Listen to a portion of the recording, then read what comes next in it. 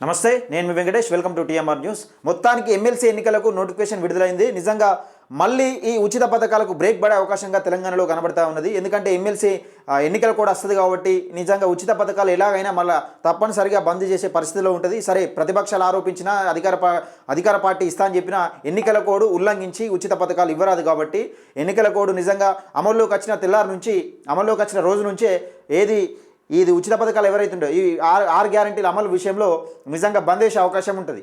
ఆ నేపథ్యంలోనే సర్పంచ్ ఎన్నికలు కూడా నిర్వహించే అవకాశంగా కనబడతా ఉంది. ఈరోజు ప్రధానంగా వివిధ దినపత్రికలు వచ్చిన ప్రధానంగా హెడ్లైన్స్ చదువుకునే ముందుగా ఒక శనార్థి పేపర్ తీసుకుందాం మనం. అందులో ప్రధానంగా వచ్చిన హెడ్లైన్స్ మనం చదివి వినిపించే ప్రయత్నం చేస్తా. దయచేసి ఈ వీడియో చూస్తున్న ప్రతి ఒక్కరు, న్యూస్ చూస్తున్న ప్రతి ఒక్కరు లైక్ చేయండి, షేర్ చేయండి, మీ అభిప్రాయాన్ని కూడా కామెంట్ రూపంలో తెలియజేయండి. మనం ఎమ్మెల్సీ ఎన్నికల టార్గెట్ ఎమ్మెల్సీ ఎన్నికలు అలాగే గ్రామ పంచాయతీ ఎన్నికలు అసలు ఎప్పుడు నిర్వహిస్తుంది? ఫిబ్రవరి 2వ తారీఖు లోపు క్యాబినెట్ భేటీ కూడా ఉన్నది. దీనిపైన ఒక అంశం కూడా ఉన్నది. నిజంగా ఏం జరగబోతా ఉన్నది తెలంగాణలో అనేది తెలుసుకునే ప్రయత్నం చేద్దాం. ఒకసారి శనార్థి పేపర్లో వచ్చిన హెడ్లైన్స్ తీసుకునే ప్రయత్నం చేద్దాం. ఆఫర్లు వస్తే వెంటనే ఓకే చెప్తా, హీరోయిన్లు రాశి ఖన్నా అనే ఒక వార్తను అయితే చూస్తున్నాం. ఇక నేషనల్ క్రిటికల్ మినరల్స్ మిషన్ రూపాయలు 16,300 కోట్లతో ప్రాజెక్టు, ఖనిజాల వెలికితీతకు ప్రోత్సాహాలు ఆమోదించిన కేంద్రం కేంద్ర మంత్రి అశ్విని వైష్ణవ్ వెల్లడి అని ఒక కథనం అయితే చూస్తున్నాం. అయితే national critical mission critical minerals mission అని ఒక మిషన్ తీసుకొస్తా ఉన్నది. దానికి 16,300 కోట్లతోని ప్రాజెక్టు పెట్టే అవకాశం కనబడతా ఉన్నది. అయితే ఖనిజాలు దీని ఉద్దేశం ఏంటంటే ఖనిజాలు వెలికితీత అనే అంశంగా వెలికితీతకు ప్రోత్సాహం కల్పిస్తూ ఉన్నది. అంటే దీని వల్ల ఎవరు వస్తారు? కార్పొరేట్ శక్తులే వస్తాయి ఇళ్ళకు. ఇప్పుడు కార్పొరేట్ శక్తులే వస్తాయి. ఆ శక్తులు వచ్చిన తర్వాత మరి నిజంగా వీళ్ళకి అడ్డు ఉంటున్నారని, ఇప్పుడు కార్పొరేట్ శక్తులకు అడ్డు ఉంటున్నారని అన్నలను 2026 టార్గెట్ పెట్టుకొని అన్నలను ఏరేసే ప్రయత్నం చేస్తూ ఉన్నదని కొంచెం ఈ ఆరోపణలు వస్తూ ఉన్నాయి బీజేపీన. ఇక మరొక అంశం బిగ్ అప్డేట్ చూసుకుంటే, బ్రేకింగ్ న్యూస్ చూసుకుంటే, ఇక్కడ ఎమ్మెల్సీ ఎన్నికలకు నగారా. తెలంగాణలో 3 స్థానాలకు ఎన్నికలు. ఫిబ్రవరి 3న ఎలక్షన్ నోటిఫికేషన్, 27న ఎన్నికలు, మార్చి 3న ఫలితాలు. ఏపీలో సైతం 3 స్థానాలకు ఎలక్షన్స్, ఎన్నికల షెడ్యూల్ విడుదలని ఒక కథనం అయితే చూస్తున్నాం. అయితే దీనికి సంబంధించిన వార్త ఒకసారి మనం పూర్తిగా చదువుకునే ప్రయత్నం చేద్దాం. 2వ పేజీలో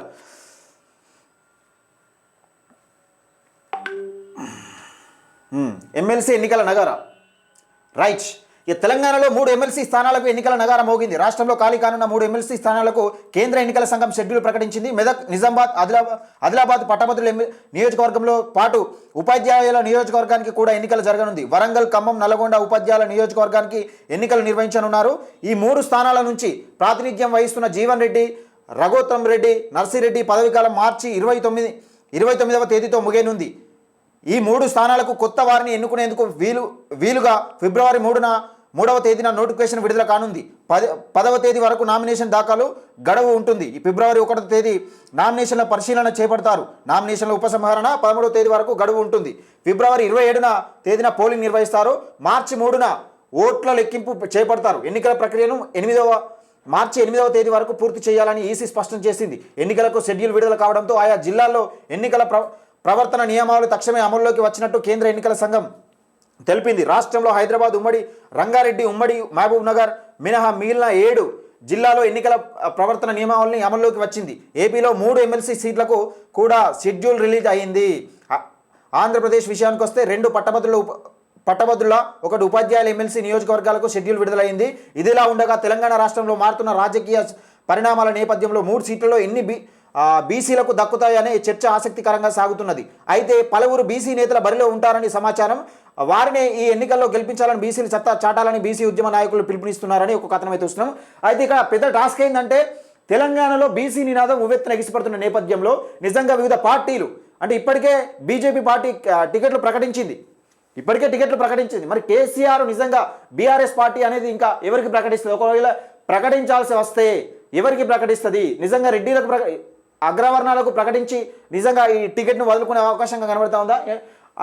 అదే బీఆర్ఎస్కి అనేది గ్రాఫ్ లేదు. ఒకవేళ లేదు, సరే, ఒకవేళ ఇక మంచి క్యాండిడేట్ వస్తే క్యాండిడేట్ మట్టి ఉంటుంది. మనం ఒకసారి ప్రసన్న హరికృష్ణతో అన్నతో మాట్లాడే ప్రయత్నం చేద్దాం. అసలు కాంగ్రెస్ టికెట్ కోసం వెయిట్ చేస్తుండు. మరి టికెట్ వస్తుందా రాదా, ఎట్లుంటుంది అన్నది మనం తెలుసుకునే ప్రయత్నం చేద్దాం. ఒకవేళ టికెట్ వచ్చినా రాకుండా పోటీలో ఉంటానని ఎప్పటి నుంచో చెప్తున్నాడు.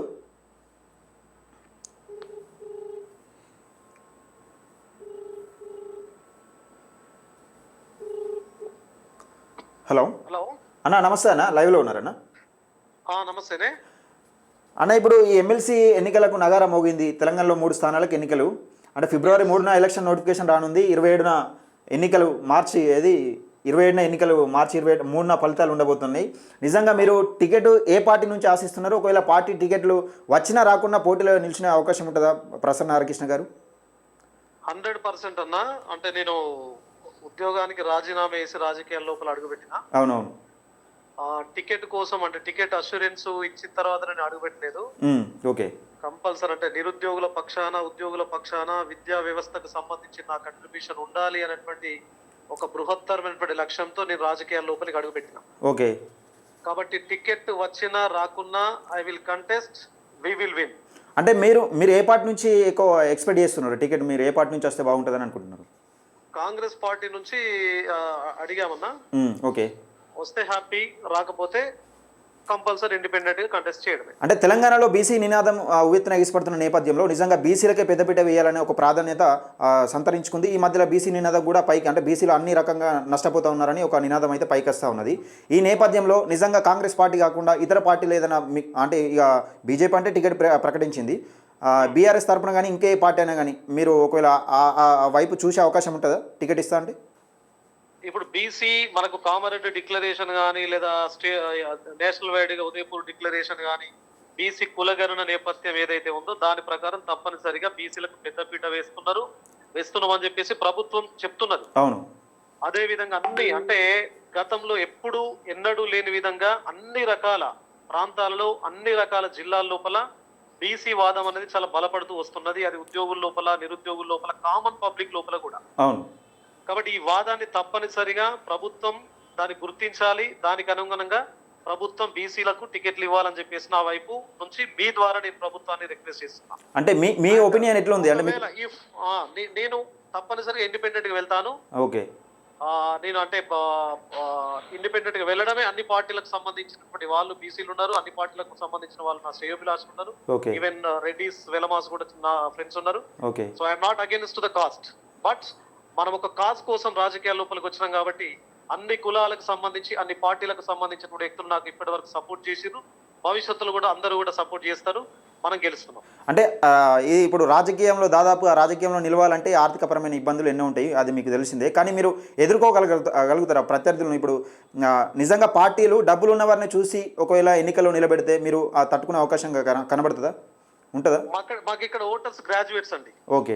అవును. అంటే పట్టభద్రులు ఓటర్స్, పట్టభద్రులు విజ్ఞత, విచక్షణ గుణం ఉన్న చదువుకున్న మేధావులే ఉంటారు ఎక్కువ. తప్పనిసరిగా. అంటే నార్మల్ కండిషన్స్, ఆఫ్ కోర్స్ మనం అందరం చూస్తున్నాం, రాజకీయాలు పొల్యూట్ అయిన డబ్బు. అవునవును. ఇప్పుడు ఏ చూసినా కానీ డబ్బుతోనే కూడుకున్నది రాజకీయం. ఎస్. ఇక్కడ నేను ఒక 16 ఏళ్ళు ఉద్యోగ జీవితంలో ఉన్నా. ఓకే. కాబట్టి అన్ని ఉద్యోగ సంఘాలతో నాకు ఒక కనెక్టివిటీ, ఒక హృదయపూర్వకమైనటువంటి, ఒక ఉద్వేగపరమైనటువంటి కనెక్టివిటీ ఉంది. ఓకే. ఒక 18 ఏళ్ళు నిరుద్యోగులకు కెరీర్ గైడెన్స్ కౌన్సిలింగ్ ద్వారా నేను వాళ్ళకు దగ్గరైన, వాళ్ళ యొక్క సాధక బాధకాల్లో నేను భాగమైన. మరి ఉద్యోగులే కదా మేజర్ ఓటర్స్, గ్రాడ్యుయేట్స్. అవును.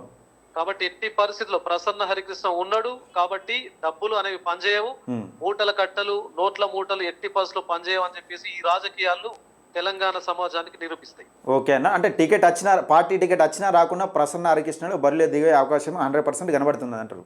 100%. టికెట్ తో నాకు పని లేదు. టికెట్ కోసం నేను ఉద్యోగానికి రాజీనామా టికెట్ కోసం ప్రచారం చేస్తాను. ఓకే. పార్టీల కోసం మీరు ఆశిస్తలేరు? పార్టీ టికెట్ వచ్చినా రాకున్నా పార్టీలో పోటీలో కంపల్సరీ ఉంటారంటారు? 100%. ఓకే. థ్యాంక్ యూ అన్న. ఓకే. ఇది ప్రసన్న హరికృష్ణ, ఏది ఉమ్మడి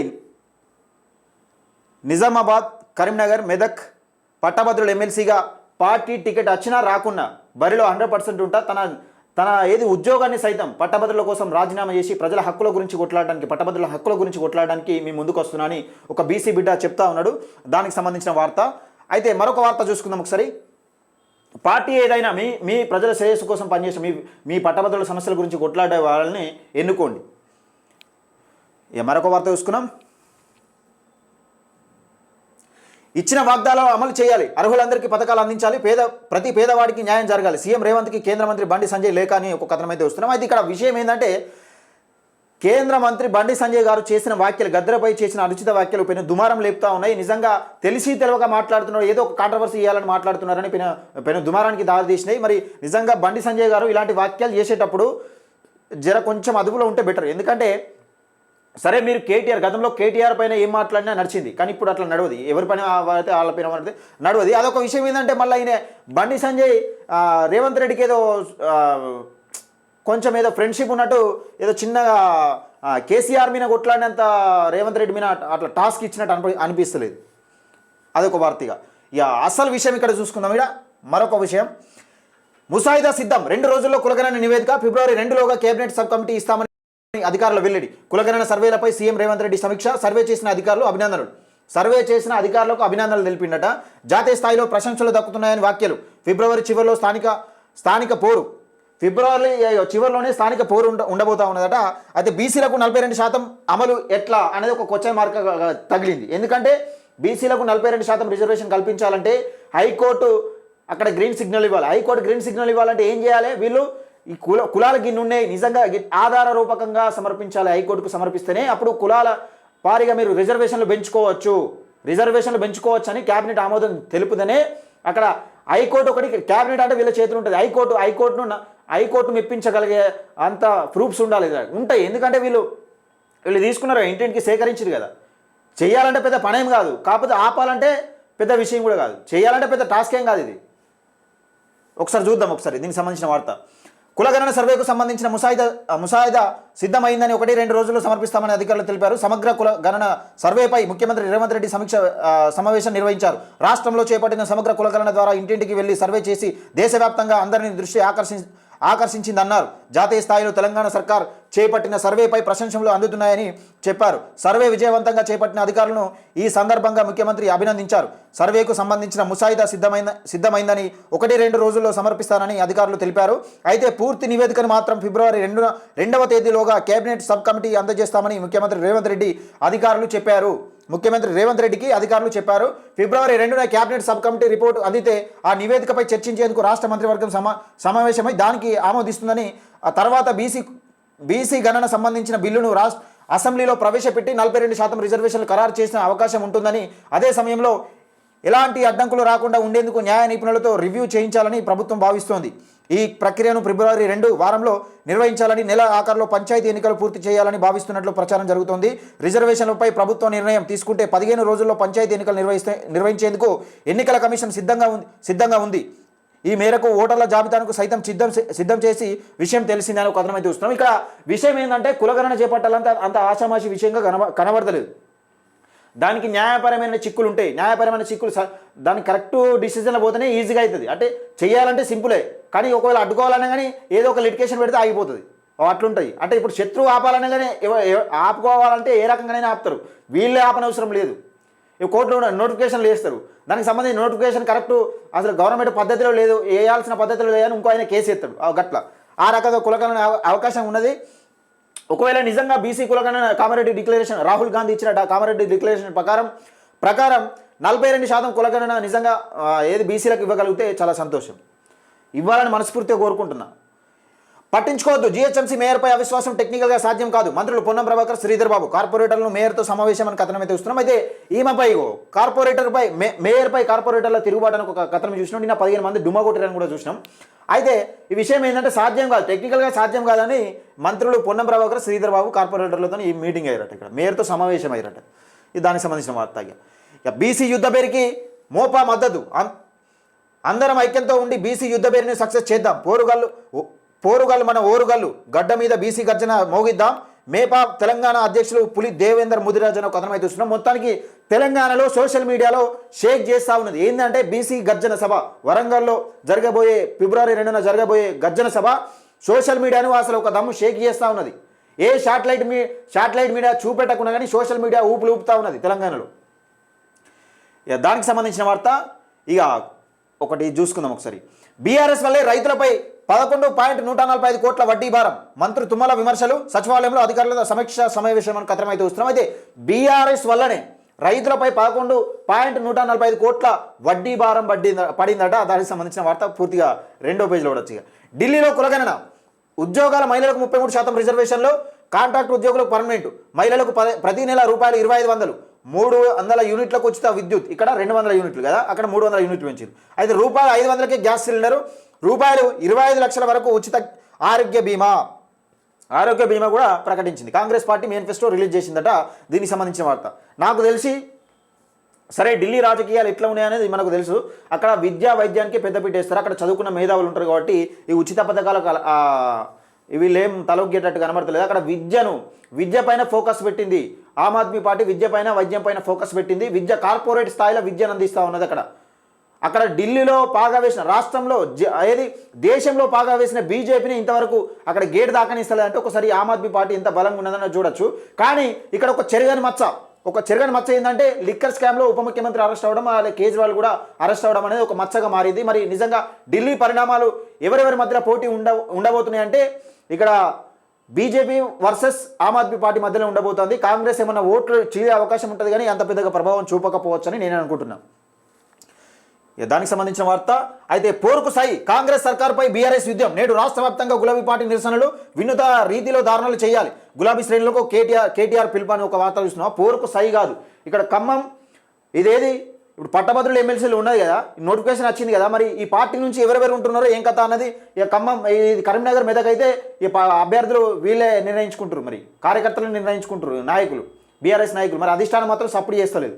దీనికి ఈ పోరుకు సిద్ధం ఉన్నారా, సిద్ధం లేరా అన్నది చూడాలి.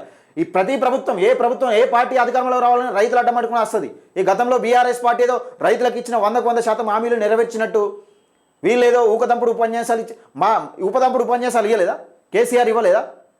వీళ్ళేదో 100% న్యాయం చేసినట్టు రైతులను నిలువు దోపిడీ చేసింది బీఆర్ఎస్ ప్రభుత్వం. ఈ ప్రభుత్వం ఆ ప్రభుత్వం అని కాదు, ఈ అన్ని ప్రభుత్వాలు రైతులను అడ్డం పెట్టుకుని అధికారంలోకి వచ్చేటివే. రైతులు అంటే సెంటిమెంట్ అన్నట్టు ఒకటి. ఇది వార్త. ఇక కుంభమేళలో తొక్కిసలాట, 30 మంది మృతి, 60 మంది గాయాలు.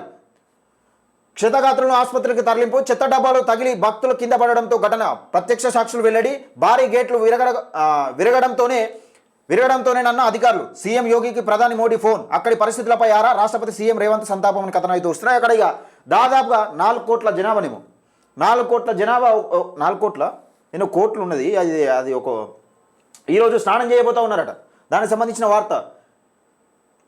ఇక్కడ విషయం ఏంటంటే 30 మంది తొక్కిసలాటలో చనిపోయారు. కుంభమేళకు వెళ్ళే వాళ్ళు జాగ్రత్తగా ఉండాలి, దయచేసి జాగ్రత్తగా ఉండాలి. చాలా ప్రమాదాలు జరిగే అవకాశం ఉంటుంది.